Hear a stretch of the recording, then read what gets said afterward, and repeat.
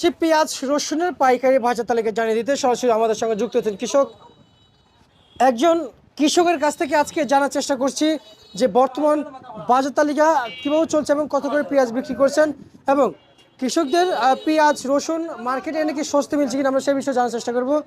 আসসালামু আলাইকুম। ওয়ালাইকুম সালাম। কেমন আছেন? আলহামদুলিল্লাহ ভালো। আপনাদের কোন জেলা এটি জানতে চাই। আমরা শরীয়তপুর জেলা জাজিরা থানা। আচ্ছা, কি নাম আপনার? আমার নাম মাওলানা আব্দুল হাই। আচ্ছা, পেঁয়াজ নিয়ে আসছেন? পেঁয়াজ নিয়ে আসছি। আপনি নিজে রোপণ করেছেন? আমি নিজে রোপণ করছি। মাশাআল্লাহ, যাক আলহামদুলিল্লাহ। একটু জানতে চাইবো যে আসলে পেঁয়াজ রোপণ করে ফলন কেমন দেখতে পাইলেন? এবছর ফলন অনেক ভালো আলহামদুলিল্লাহ। ফলন অনেক ভালো দেখতে পাইছেন। হ্যাঁ, অনেক ভালো ফলন হয়েছে। আর মূল্যর দিক দিয়ে? মূল্যর দিক দিয়ে মূল্যটা একটু কম ছিল, এখন এক সপ্তাহ যাবত মোটামুটি আছে। আর একটু বাজার থাকলে মানে 45-50 টাকা থাকলে কৃষকের কিছু থাকে, আচ্ছা, এর কম থাকলে কৃষকের কিছু থাকে না। 40-50 টাকা হলে কৃষকের কিছুটা থাকে। 45-50 টাকা হলে কৃষকের কিছু থাকে। আচ্ছা আচ্ছা, মানে কৃষক কীটনাশকের দাম বেশি, মানে 100 গ্রাম লুনার দাম 1050 টাকা।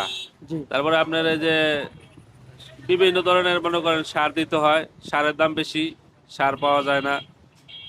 আর সরকার যদি মনে করেন সারের দামটা কীটনাশকের দামটা কমাই দেয়, তাহলে কৃষক মনে করেন যে 45 টাকা 40-এর কম বেচলেও পোষায়, কিন্তু সার পাওয়া যায় না। সার পাওয়া যায় না। আসলে আমাদের দেশে আমরা শুনতে পেলাম যখন প্রয়োজন তখন সারের দাম কমে না, আর এখন প্রয়োজন নাই, এখন হালি পেঁয়াজ লাগানো শেষ, রসুনে উঠে যাচ্ছে, মুড়ি কাটা শেষ পর্যায়ে, এখন সারের দাম কমে আমরা কি করব?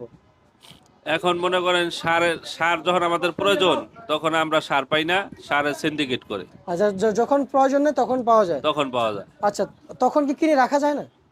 না, আমাদের তো বেশি দেয় না। বেশি দেয় না, না। মানে ওই সিস্টেম